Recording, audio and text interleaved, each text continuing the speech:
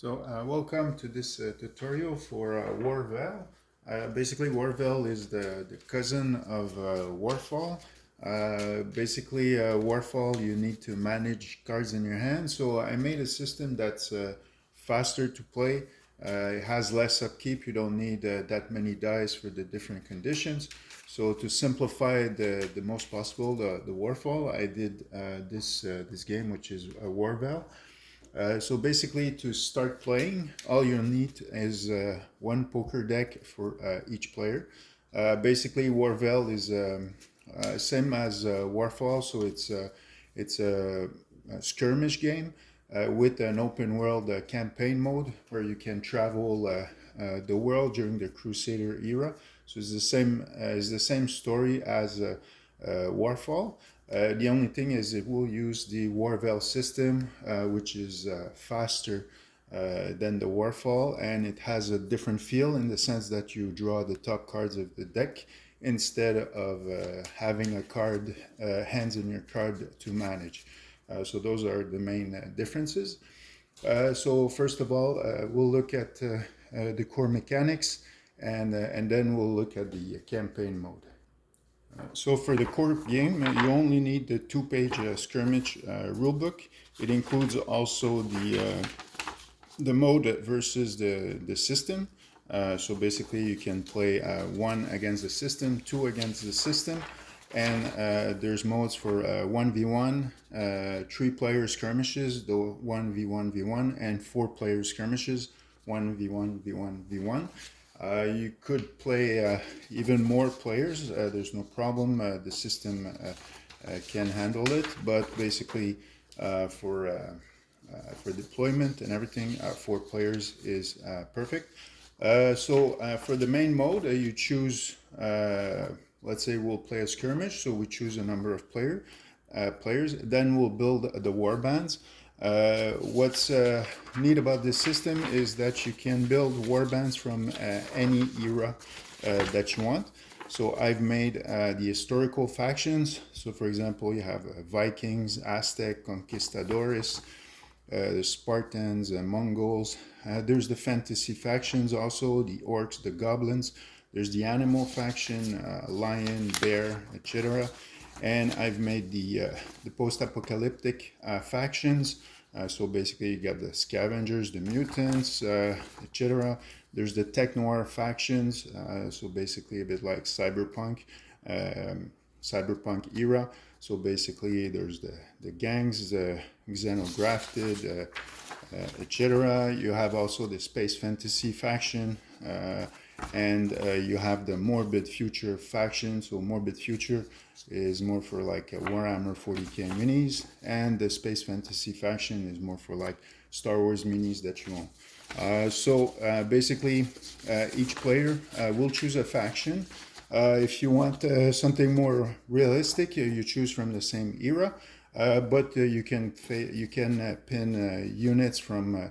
I could bring my morbid future factions against Vikings or whatever. That's no problem.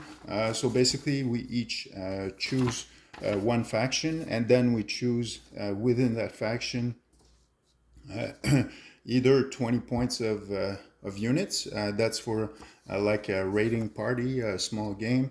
30 points is a standard party, and the 50 points is like a garrison, so a large battle, and the 30 points is like a contingent from the army. So basically, each player will choose that. So the basic stats here are the points value. So the Sicario here is worth 5 points. That's his toughness, so how much hits he can take before dying. The Wits will let him, when he does anticipate action, will let him draw that many cards and then place them back in his deck or discard them however he pleases. So we'll see that a bit later. So basically, a unit with high wits, it's much easier to plan your strategy and optimize your deck placing.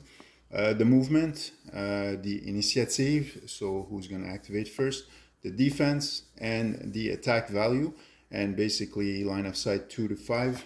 In Warfall, we use the short side of a Warveil.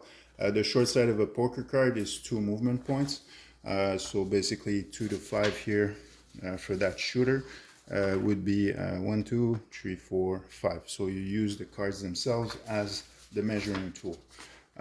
So those, once each player have built their their warbands, then you do the deployment.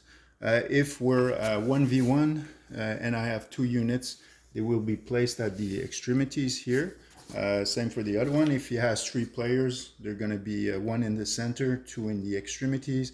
If we have 4 players, 4 units, they're going to be dispersed equally. If we do a 3-player skirmish, 1 will start in this corner, the other in the other corner, and the last player in the center. The units are all grouped together, and if we do a 4-player skirmish, each warband will start in the corner of the map. We always use a 2x2 map, and when you do the map, you can use any type of terrain that you already own. So here I took my 3D models, but you can also use the Warveil provided terrain cards. These include traps, but you can put them on the map, so you can print that, or you could use Jenga blocks or Lego blocks or whatever you have on hand. You could even use poker cards, for example, like so. So these would be like walls that you can circumvent. So you can do that as you please. The dollar store is great for all kinds of tools you can use for that. Also for the base, we'll see that a bit later for that. So so now I have this, and each unit will have its own abilities. So for example, on kill, so when he kills another unit, he looks at the top 5 card of target player deck, and you may discard all or part of these cards. So each unit has different abilities, and unlike Warfall, here you don't need conditions and everything. Everything deals with the cards. So all you will need to for Warfall is the D10. That's to keep track of initiative. It's not obligatory, but it simplifies and makes the game faster. And you'll need red D10s to keep track of damage on individual units, and we'll see that a bit later. So I'll do a quick setup and we'll go from there. So for the example here, I used my Vikings. So basically there's the Berserker, which has 2 axes, and the Iskari, which is an elite heavy infantry. So basically when it does damage, the target is prone if it does 2+ damage, and this guy can attack twice, so use actions to attack twice. And for the I took the Saracens, and basically I took that's for a 20-point unit, so I used a 20 points. So I used a Nubian archer, for example, and I used so I'll take for example, that's I'll do a Gulam, and I'll take Saladin. So basically in the historical factions, I've done also, for example, there's Julius Caesar, Ragnar Lodbrok, and everything. So you're allowed 1 leader. You can have 2 copies of each unit. So for example, they would deploy each in the corner if we do a 1v1. If we do a 1v1v1, one would be in the center and the other 2 in the corners. So now we'll look at the activations. So I'll just, so they're in the camera, I'll put them like so. So the core for Warveil is you always draw the top card of your deck. When you do an action, you can draw up to 2 cards. And basically so for initiative, you could play 1 or 2 cards. It's minimum 1 or 2. So basically you just shuffle your deck. And for this example, we'll just start with, let's say I put my 2 cards here, 2 cards here, and the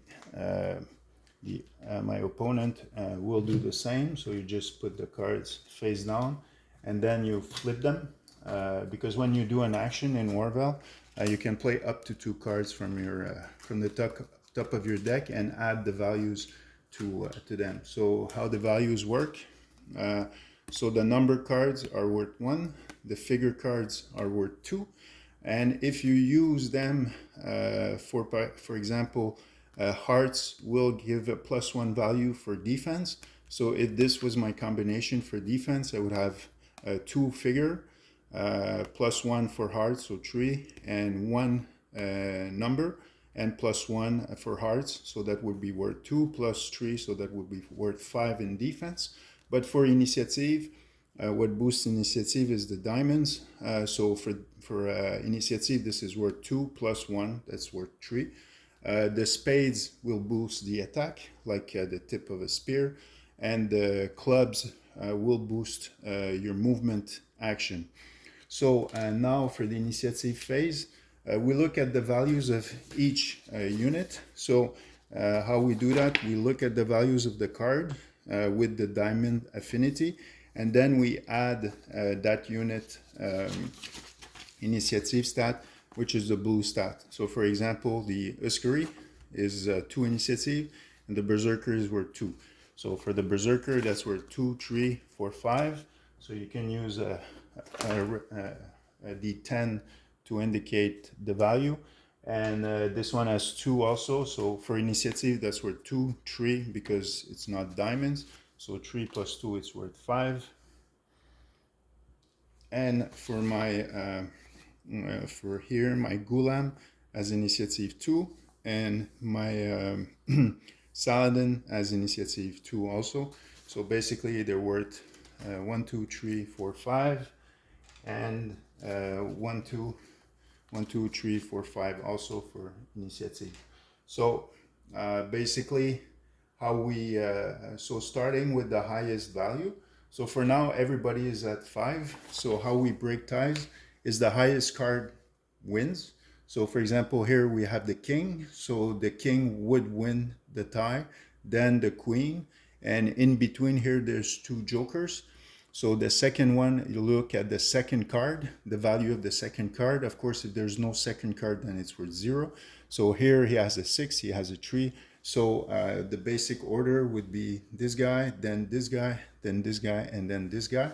So when it's your turn, you can wait or activate. So for him, for example, he doesn't want to get into the skirmish right away. So he says, I wait. He'll say, I'll wait again. This guy says also he waits. But this guy, since he has the smallest initiative value, he has to activate. He has no choice. So now we discard the cards. And basically to activate, a unit can do either 3 different actions or 2 identical actions. So for now, for his first so 3 different, 2 identical, and the actions are pretty simple. So you have attack. So of course you need to be within the attack reach as explained. So line of sight 2 to 5. 0 is the minis need to be in base contact, and a 2 to 5 distance, which means he can attack, but only at this distance. If he's further, if he's closer, he won't be able to attack. The second action you can do is move. So the movement lets you not only displace yourself on the board, but for example, here the archer, this one, the Bedouin so the Bedouin skirmisher ranged. He'll need to shoot, he needs to knock arrow. So he needs to spend 1 movement point to knock his arrow. There's other actions, peek, loot requires 3 movement points, same as loot. So if you play cards for movement, they will be used not only to advance, but to do that. The third action you can do is anticipate. So for the anticipate is you look at the number of cards equal to your wits from the top of your deck. So for example, here, this guy is the the Uskari. So he has 2. So let's say he would He would anticipate, so he looks at the top 2 cards of his deck. Of course, this is excellent for movement. That would give him 2 for movement, 2 for movement. And then he can discard any number, or he can place them back on top anywhere in his deck. So basically, if I want to anticipate, oh, this guy will attack me, I got good hearts, well, then I can place it. Okay, well, I'll play 2 cards for movement, 2 cards for attack. So basically, I could place one here and the other one a bit further down. But these are good for movement. So let's say his first action will be anticipate. So he'll place them back on top because it's good for movement. The fourth action you can do is focus. So the focus you call before an action, and basically you draw an extra card for that action, and you keep the best 2, and you add them to your thing here. So for example, let's say he says, okay, I will focus move. So now he would have used all his abilities because he did an anticipate, he did a focus and a move. So now he did all his 3 actions. So the focus, you have to discard all the cards after because you just add 1 card. So for here, you would have a 2 plus 2 for his movement action. And the movement for the Yuskiri is 2. So he would have had 6 points. So basically, you use the short side and 1, 2, 3, 4, 5, 6. So he could also move twice or attack twice. He can anticipate twice. The focus you cannot really do twice, but you could, for example, focus anticipate. So you draw an extra card, you can place it down, and when you do that action will be determined. So if I do it after my attack, my anticipate, I prepare more my defense. If I do it prior to my attack, I prepare more my attack. So all of this is based on the timing. So next, once this guy has activated because he was the lowest, then we go back to the highest initiative value, which is him. Of course, if there was a 6, it would go back to 6. And then since there's a tie between they're all 5, then we look at the top card. And like I say, if there's another tie there, the second card, and if, for example, they have the identical cards, well, then the diamonds will win, then the clubs, then the spades, and finally the heart is the last one. So if we have both the kings, but I have a king of spade, I would win over you if my second card is identical to yours, or we just have 1 card. Also, you don't have to play when you do a move, an attack, you don't have to play all your 2 cards. You could play 1 or even 0 card. So if you know you have a good attack on top, well, you could say, I'll just move. So then you'll receive, for example, the 2 MP from base. But you can always boost by playing up to the 2 cards of your deck. So for now, he's gonna wait. So since he's the lowest, he has to activate. So basically, let's say he's gonna move and move. Well, you don't have to call. You move first. You see where it goes, and then you have the option to move again, or you could focus, anticipate, or if you do focus move, well, then of course you won't be able to do another move after. So of course for the that's the Berserker. He has a move of 2. So I draw the top 2 cards. So his first move is 1, 2, 3 because it's not clubs. 4, 5. So 1, 2, 3, 4, 5. And then he can move again, or now he could focus, anticipate. So let's say I want to prepare because this guy might attack me because he's ranged. So now I'll focus, anticipate. So I'll look at the top 3 cards. That's not a card. And reorganize them where I want. So this is good for movement, but it's bad for defense. Defense, it's hearts, that's good. This is good for offense. So for example, I'll say, well, these are good for movement, but for now, I'll just discard them. The 6 I'll keep for offense, but I don't know if they're gonna attack me, so everything, so I could discard it. Or let's say I predict, okay, he's gonna attack me, so I'll these 2 cards I'll play. Then for the initiative, I'll play these 4 cards, 2 cards each, And then if I win the initiative, I might play the spade. So it gets difficult to plan, so I'll just discard it for now. So then we go back to the highest activator here. So since he's not range, he's going to wait and he's going to activate.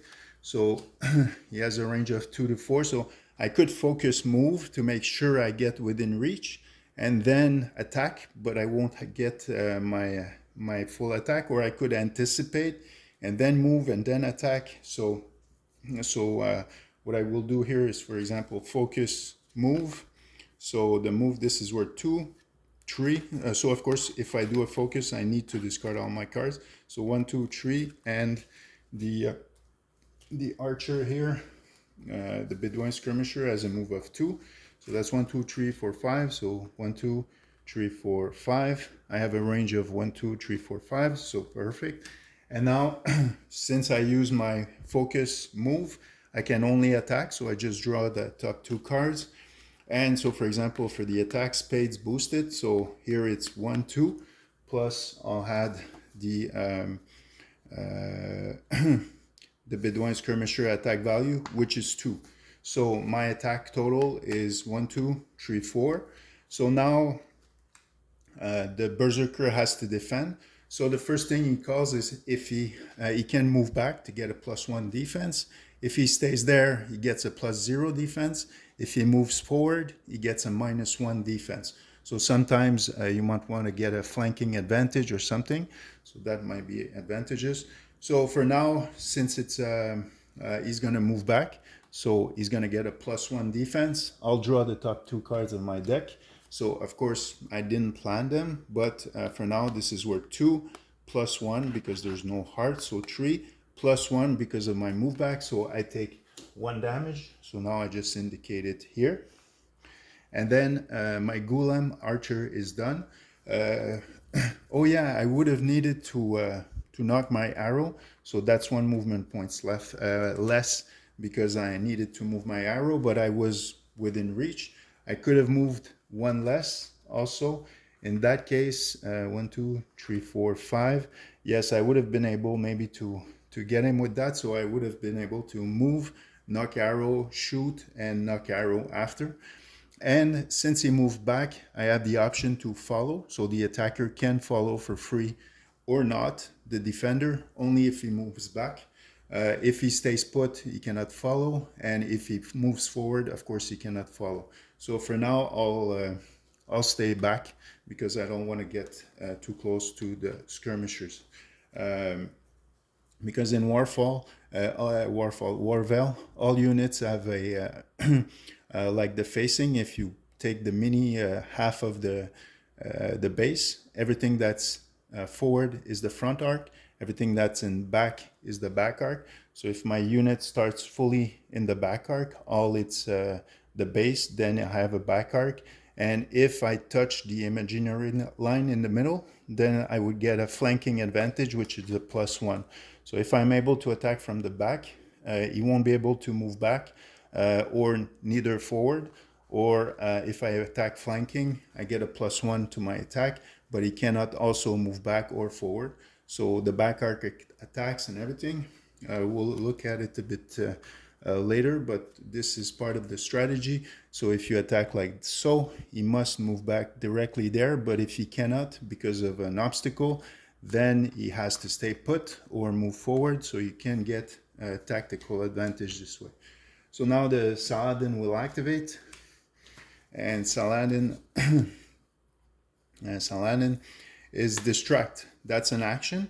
So that's the other option is if you have an action, a specific action. So the base actions are move, attack, focus, anticipate. That's it. And all the other actions are ability specifics. So opponent discards his highest card in deck. So for example, if I say, okay, well, I'll move. So this is good for defense, but 1, 2, 3, 4. Saladin has a move of, he actually has a move of 1. So he has 3 move. So let's say he does 1, 2, 3. And then he's going to do his ability. So he's going to distract. I could have done move again, or I could do distract, two identical action, no problem. So the opponent discards his highest card in deck. So basically, he looks at whatever's left in his deck. The Joker is the highest. Jokers are worth 3. So he discards the Joker, then reshuffles his deck. So Saladin can mess with the top of the pile that you try to arrange. So and when you play, you have to take that in consideration. And then I'll do an anticipate. Saladin has an initiative of 3. So I will draw these. This is very good for initiative. These are okay, so I'll discard these and I'll place that there. So like you see, I can plan, since I know this is a jack, I could assign it to him because when you do your cards for initiative, you choose to which unit you assign it to. So you can use the anticipate from another unit to basically prepare your defense or your initiative for the next unit. So now we go to the next turn. So I'll do my Bedouin here, this guy, and he'll just play the top 2 cards here. And then we reveal them and we calculate the initiative. Of course, I know here I planned it well, so I was able to gain the initiative. Also, during the initiative, you can do the anticipate and the focus in instant during the initiative phase and during defense. So for example, if I would need, because I really need to win the initiative, it's a clutch moment, well then I could use one of my action in instant to do the anticipate. I could use 2 actions to do a focus anticipate, or I could use a focus. So for example, for initiative, for Saladin, let's say he wants to win it, absolutely. Well, he could do, I'll do anticipate during initiative. So now I know, oh, this is good, so I'll place it. Well, of course, my cards wouldn't be here. So so let's say he would have this. So he would say, okay, well, I'll discard the 3 for the defense. I'll keep the diamond and place it back on top. And then he could do also a focus for his initiative. So he draws 1 extra card and keeps the 2 best. But then he would have used his two of his 3 actions. So now, of course, he's limited when he activates. So you can do that. You can also do the focus or anticipate in instant during defense. Same principle. So if he has a big attack, well then, because you draw the defense after. So of course, if he would do a huge attack, for example, and he gets, I don't know, 1, 2, because this guy, the Uskari, he has an attack of 3. So let's say he would take this 1, 2, 3, 4, 5, 6, 7 attack. And basically I really want to not take the damage, and I have my initiative card assigned to me, I could use them. But if I don't have my initiative card assigned to my unit, I cannot use the anticipate or the focus. So that's another advantage of if you decide to wait, because then you'll still have your initiative card. So if you need to defend, well then you can say, okay, well, I'll let you activate, but I'll be able to do an anticipate in defense. But if I planned it the turn earlier, well then I know I can plan my cards ahead. So so that's the base system. And for the attacks, the other thing is, for example, here this guy would move, so he has 1, 2, 3, 4. So 1, 2, 3, 4. Let's say he would move this way to attack. Well then, since he started, he's in the back arc, but since he started outside of my since he started and didn't attack, then I'm able to adjust my facing for free as part of my defense. But if he would start in my back arc, then I wouldn't be able to adjust my facing. So if he does any action other than attack, I can adjust my facing for free. But if he starts in the back arc or in the flanking, then I cannot adjust my facing. And a back arc attack is a +2, and I cannot move back. A flanking attack is a +1, and I cannot move back also. Also, what he could do is just move, get in position here, if I would have activated, of course. And then next turn, if he wins the initiative, he'll be able to attack another time. Also, just for the Berserker here, he has twin axes. So main hand and offhand are considered two different actions. So for example, normally I can attack with my main weapon. I can attack maximum twice with it. But since he has an axe in his offhand, that counts as a different action. So he could actually move, attack, because attack for the main hand, attack for the offhand, so that's a different action. So that's another different action for this. So that's the base. So the first one to eliminate all the enemy units win. So you have to manage the top card of your decks. You have to strategize the positioning on the field to get advantage. So basically, you cannot move back your opponent. And if you use the Warfall terrain, for example, the barricades, if a person moves back or is pushed in a barricade, he'll suffer one additional damage. So there's all sorts of terrain. For example, tents may be looted. So for example, you could say, okay, well, this tent can be looted, and when you loot, it costs 3 movement points, and you draw the top card. And based on what you see here is there will be a loot table to get items from.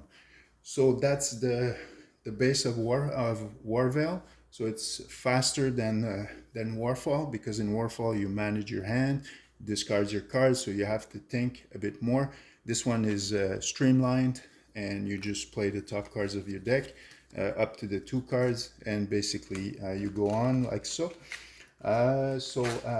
If you have, please leave comments if you play it. I'm looking for comments, how to improve it, everything. And in the next video, we'll look at the campaign mode. And yes, the other mode I wanted to check was the AI mode. So if you play against the AI, the only difference, he draws the same 2 cards. If you play standard difficulty, the AI has a +0 attack, +0 defense. The only thing is the AI will check if there's someone within his attack reach. So for example, if he has a move of 2 plus a reach of attack of 2 to 5, so his basic attack reach is 2 plus 5, so it's 7. And if there's a unit within 8, he will focus, move, attack.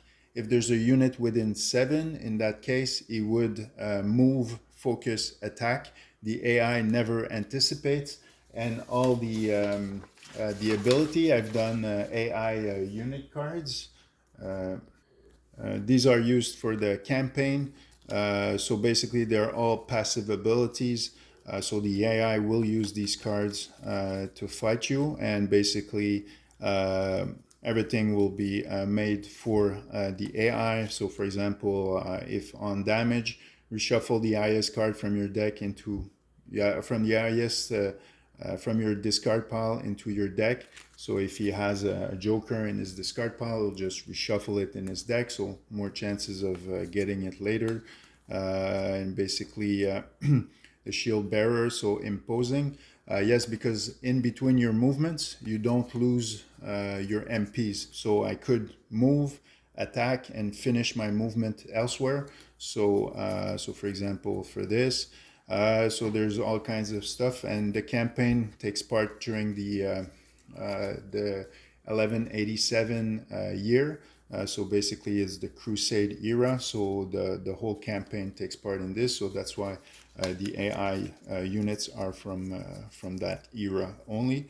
So that's it for the AI. It's very simple. Uses the same rules. It doesn't do you just do focus, move, and attack, or